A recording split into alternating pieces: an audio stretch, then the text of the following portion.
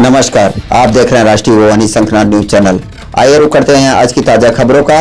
राष्ट्रीय युवा शंखनाद न्यूज टीम ने देशभक्त वैष्णो दास के ननिहाल का किया दौरा।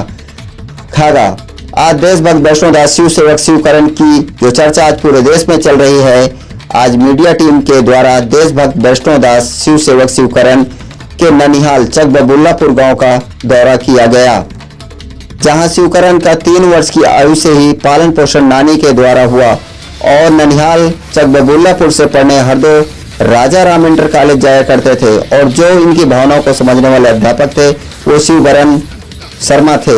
वो शिवकरण की भक्ति भाव को देखकर हमेशा 15 अगस्त और 26 जनवरी को देशभक्त का ही रोल करने के लिए दिया करते थे। आप लोगों को बता दें कि गांव से विद्यालय आने में एक ब्रह्मदेव का स्थान है जहां शिवकरण घंटों पूजा पाठ करते थे। आप लोगों को वहां के भी दर्शन कराते हैं और देशभक्त वैष्णो दास शिव सेवक शिवकरण की नानी से मीडिया के लोगों ने काफी देर तक बातचीत कर देशभक्त का बचपना जानने की कोशिश की। आइए सुने देशभक्त वैष्णो दास शिव सेवक शिवकरण के मामा राजकुमार के साथ पढ़ने वाले साथी समाज सेवी पप्पू विश्वकर्मा और गांव के लोगों ने क्या बताया। तहसील संवाददाता राजीव त्रिवेदी की स्पेशल रिपोर्ट।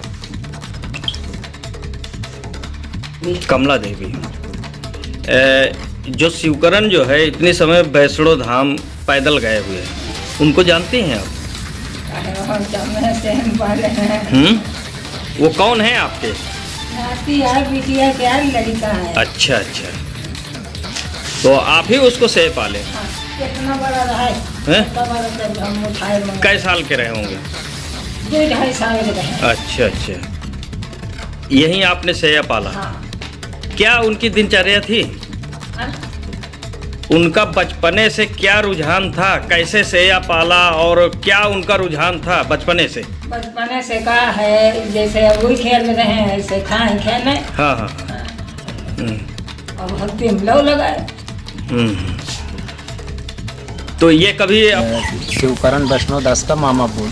जी जी, आप ये देशभक्त शिवकरण दास को आप जानते हैं? जानता हूँ, वो मेरा भांजा है। भांजा है, लेकिन उसका पालन पोषण नहीं किया छोटेपन से। जी जी, इसकी उसकी जो प्रेरणा थी वो बहुत अचंभव लगता था मुझको। जी जी जी। लेकिन जब वो हाई स्कूल में फेल हुआ, बोला मामा अब मेरे पढ़ने में इच्छा नहीं है, हाँ। मैं जाना चाहता हूँ जम्मू। जी तो मैं बोला ये कौन सी बड़ी बात है, हर इंसान जाता है, चलो जाएंगे।